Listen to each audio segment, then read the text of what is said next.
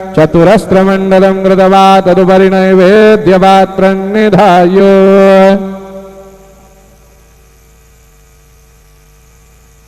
गायत्री मंत्रेण पात्रान् सम्प्रोक्ष धेनुमुदराम् अमृतिकृत्य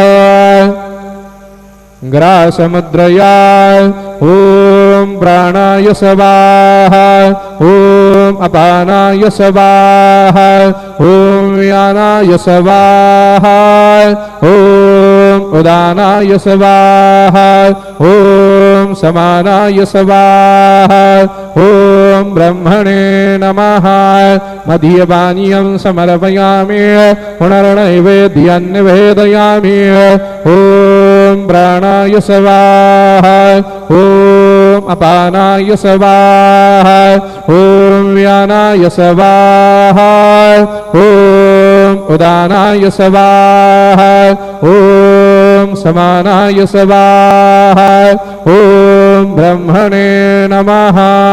नैवेद्यं निवेदयामि हस्तप्रक्षालनं समर्पयामि मुखप्रक्षालनं समर्पयामि सद्गुरु साईनाथ देवताभ्यो नमः शेषोपचारार्थे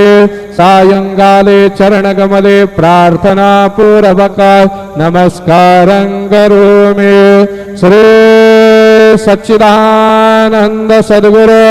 साईनाथ महाराज के जय।